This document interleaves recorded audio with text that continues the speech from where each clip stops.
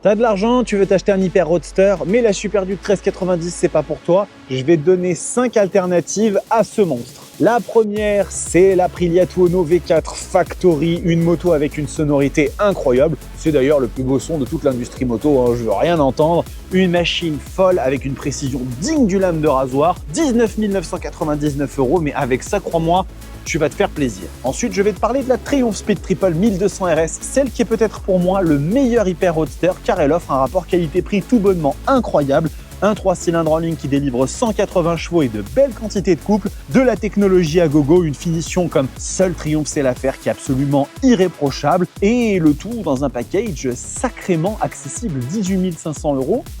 Il y a une petite affaire là quand même. Ensuite, on va monter dans les performances et surtout la générosité avec la Kawasaki ZH2. Cette moto est un monstre qui va te procurer en ligne droite des sensations comme aucune autre. Après, attention, ça fait 240 kg, donc dans les courbes et sur circuit, tu ne seras définitivement pas en concurrence avec les autres Hyper Roadster. Par contre, quand il va s'agir de tourner la poignée et de distancer tout ce qui bouge, pour 22 000 € environ, tu peux te payer ce bijou d'Akashi qui est quand même sacrément original et moi j'adore. Allez, on monte un petit peu dans les catégories avec la Street Fighter V4S de chez Ducati, le bijou de Bologne bien évidemment, équipé du V4 Stradale de la Panigale délivrant 208 chevaux. C'était pendant très longtemps l'Hyper Roadster le plus puissant de sa catégorie et véritablement si tu as les 26 000 € nécessaires pour acheter cette merveille, tu pourras te la raconter un peu, il n'y a aucun souci. On termine ce petit guide d'achat avec la BMW M1000R, celle qui est aujourd'hui l'Hyper Roadster le plus puissant de la catégorie.